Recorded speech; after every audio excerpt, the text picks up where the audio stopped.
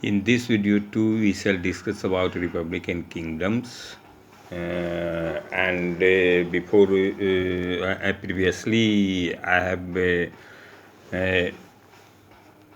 stated about I have explained about nature and nature of republics and kingdoms, and how was the position, how was their position in the ancient India. In this video, we shall discuss about after the invasion of Alexander. Alexander के invasion के बाद क्या हुआ. तो सबसे पहले first of all we shall discuss about the impact of Alexander's invasion on Indian situation on India. So first of all, Alexander was because he was of a mercenary nature and military adventurer, taking in his view the exploration of geographical discoveries, the exploration of geographical mystery. So in this sense, first of all, we should I should mention that first of all, Alexander's invasion opened up new areas and new vistas to the Indian civilization. New vistas, new areas. How तो Greek settlement whatever was the result of the Alexandrian invasion. First of all, Greek Indo-Greek settlement sprang up in different parts of northwestern India, because they were not independently inhabited in the area. They became part and parcel of the Indian society, because their settlement were around the and on the fringes of the towns which were there in whatever were the town in ancient India. So first of all, they intermingled with the people, Indian people, and intermingled with the Indian people, resulting in arousal, resulting in causing of a emergence of a unique culture, that is Indo-Greek culture. So first of all, their intermingling have an impact on the ideas and institutions of the Indian culture.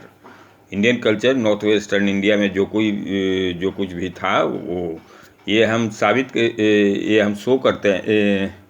कह सकते हैं कि जो Buddhism जो था, वो थेरावाद जो Buddhism था, वो इमरजेंस था इसी के ईरानियन और ग्रीक कल्चर के परिणाम स्वरूप थेरावाद जो सेक्ट जो हुआ बुद्धिज्म का, वो राइज किया. साथ साथ में गांधार आर्ट जो बाद में हम लोग पढ़ेंगे, गांधार आर्ट भी एक तरह से उस समय का ये कंटिन्यूअस प्रोसेस हुआ. इंडो ग्रीक जो आइडियाज यानी इंस्टीट्यूशन से जो स्कल्पचर्स में जो दिखे, तो उससे जो कल्मिनेशन प्रोसेस जो था, वो गांधार आर्ट के रूप में हम देखते हैं. उसके secondly Alexander's invasion opened up new areas to trade and for settlement of township. Settlement of town के लिए और ट्रेड के लिए न्यू एरियाज ये खोला. जैसे कि खुद तो एलेक्जेंडर अपने आप गया, इंडस जो वे था, इंडस रिवर का जो वे था, उससे वो गया और बीच रास्ते में ही परहैप्स ही डाइड. लेकिन जो जिस रास्ते से वो आया था, जैसे कि वेस्टर्न एशिया, ईरानियन अफगानिस्तान और उसके बाद ग्रीक, तो overland route to Mediterranean sea became became typical of the trade relationship, became typical of the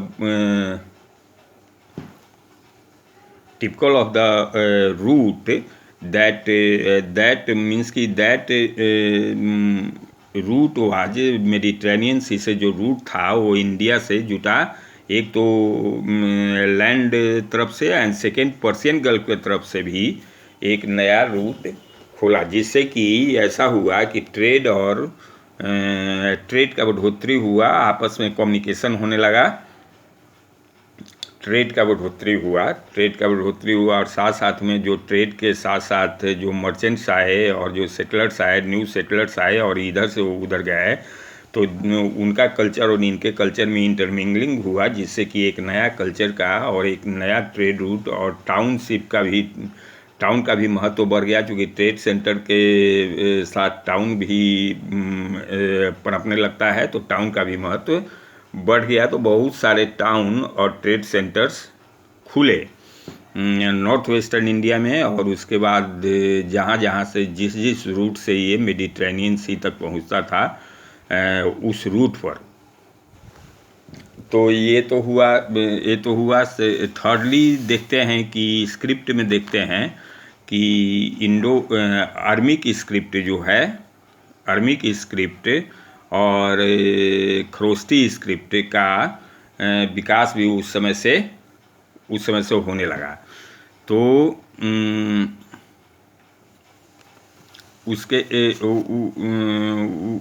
उसके बाद हुआ, एक रिजल्ट ये हुआ कि जब अलेक्जेंडर का जब इन्वेजन हुआ, तो north western region there arose a political vacuum there, because there were no kings to deter the attack from northwestern India, or neither from northwestern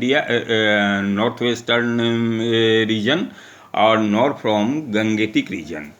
तो this political situation, this political vacuum, the situation of political vacuum had been exploited by the Chandragupta Maurya, जो कि वहाँ dynasty, जो कि चंद्रगुप्त मौर्य इस political vacuum का उपयोग किया और अपने आप में नॉर्थ वेस्टर्न इंडिया को भी पार्ट बना लिया मगध साम्राज्य का। तो ये हुआ, ये थर्ड रिजल्ट था। उसके बाद हुआ कि बहुत सारा उसके बाद शिफ्ट होता है, इधर का भी हिस्ट्री हम देख लेते हैं, डेक्कन का भी। तो पेनिनसुलर इंडिया में नॉर्दर्न ब्लैक पॉलिश्ड वेयर का नॉर्दर्न डेक्कन में प्रचलन हो गया, आयरन ऑब्जेक्ट्स का प्रचलन हो गया। लेकिन जो मेन ट्रेड रूट्स था लॉन्ग गंगा वैली था, जो कि राजगीर, कोजाम्बी, उज्जैन और ब्रोच से जाता था, और दूसरा पंजाब, तक्षशिला और ईस्ट बर्मा और साउथ ईस्ट एशियन कंट्री को ये जोड़ता था। ईस्ट में पंजाब और तक्षशिला से जाता था, और ईस्ट में मगध साम्राज्य जो था, ईस्ट में बर्मा और Gangetic coast of southern India का जो है, ईस्टर्न कोस्ट ऑफ जो साउदर्न इंडिया का है उससे जुड़ा। तो इस तरह से ट्रेड और ट्रेड रूट्स का बढ़ोतरी हुआ, एक्सपेंशन हुआ, और ट्रेड भी एक्सपेंड किया, and resultantly growth of towns भी बहुत ज़्यादा संख्या में पनपने लगा। ग्रोथ ऑफ टाउन मतलब टाउन्स का भी ग्रोथ बहुत मात्रा में होने लगा। चूँकि जो अलेक्जेंडर जो इन्वेजन किया था, तो वो तो वहाँ जो ट्राइब्स थे, नॉर्थ वेस्टर्न इंडिया में जो ट्राइब्स थे, वे नन आर्यन प्रैक्टिस रखते थे, वे मलेच्छ कहे जाते थे। रिपब्लिक उनका main form of governmental organisation था। तो जो आर्यन का जो ऑर्थोडॉक्स जो आर्यन था, वो ईस्टवर्ड एक्सप्रेड कर गया था। तो इससे ये हुआ कि जब ये नॉर्थ वेस्टर्न इंडिया जब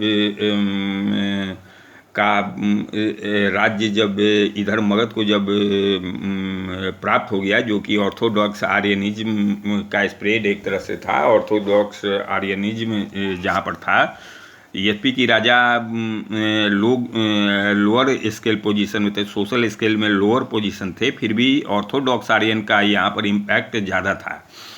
तो ये जब नॉर्थ वेस्टर्न इंडिया में जब पॉलिटिकल वैकम को जब चंद्रगुप्त मौर्य जब एक्सप्लॉइट किया, तो ऑर्थोडॉक्स जो आर्यन थे वे नन आर्यन प्रैक्टिस, जो नन आर्यन जो कल्चर था उस पर ये हावी हो गए।